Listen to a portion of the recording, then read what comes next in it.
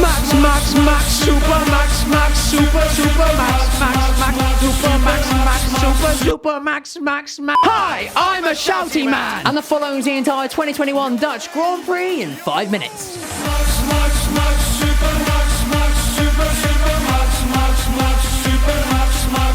Super Max, the home hero this weekend, as we head to Zandvoort in the Netherlands for the first time since 1985, which is coincidentally the same year that Tomo F1 was born. And boy oh boy lads, what a track we have on our hands, and not to mention the atmosphere as well, as there's seas of orange all over the shop and a grand total of about 4 Hamilton fans in attendance. It's pretty clear who they want to see take the W this weekend, and their homeboy started as he meant to go on by taking pole position on Saturday by about, you know, this much, and thus putting himself in prime position to do what the royal family of Netherlands want him to do and take the win on Sunday. So boys and girls, let's not waffle any longer and get racing, shall we? As we have 5 red lights and away we go. It's a good start for Verstappen, keeping himself ahead of Hamilton as the pack flies side by side through the undulating corners, just about avoiding multiple collisions. However, up front, 1.7 seconds is the lead of Verstappen's already pulled over Hamilton after just 1 lap, which is a little bit mental, lads. I mean, those orange fans must be powering that Red Bull, because Max Verstappen is soaring, flying.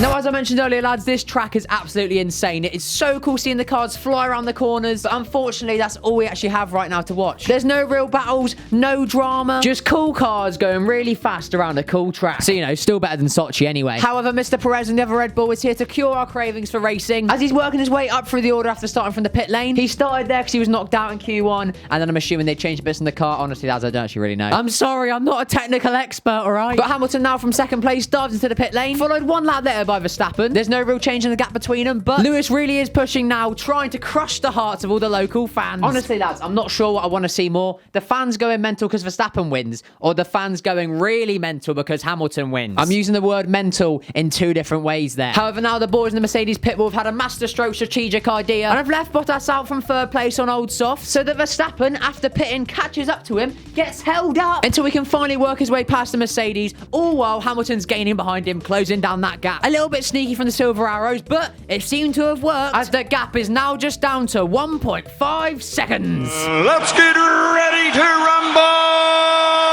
Well, maybe not quite yet, but you know, the battle could happen soon, alright? As meanwhile, further down the grid, Seb has a little bit of a...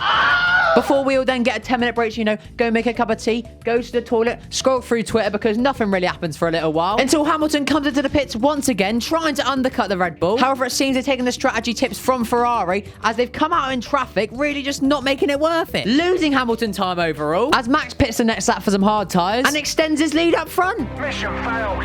We'll get them next time. However, I should mention, lads, Hamilton is on the medium, so for the meantime, he has got the tyre advantage. So let's get moving, Hamilton. I want to see some racing. Yet, as the laps tick by, the tension is beginning to build. Well, not really, but it kind of is. Since in the hunt, Lewis's tyres are getting an absolute beating. So even if he does catch Max, he might not even have enough life in his tyres to make a move anyway. But honestly, lads, at this point, I don't even care if he can't do it. Just catch him and try it, Lewis, because we've been teased all race with this battle, and nothing's happened. I've had enough of the teasing. You naughty, naughty. You teasing me, you naughty, naughty. And now, as we're at just 10 laps to go, all of us are starting to accept that all of that teasing is going to lead to nothing. Story of my life. As Hamilton's tyres are absolutely brown bread. Yet the drama from this race isn't quite over yet. Not that it really started in the first place. As Bottas comes to the pits for some fresh tyres. Yet has been told not to go for the fastest lap because Lewis needs that extra point. Which does bring up the question, why pit him in the first place? But I mean, however, boys and girls, Valtteri has gone rogue. If it wasn't already clear that the Finns lost his seat in the team next year, it bloody is now, because he is going on a mad one this lap. I'm talking purple sector 1,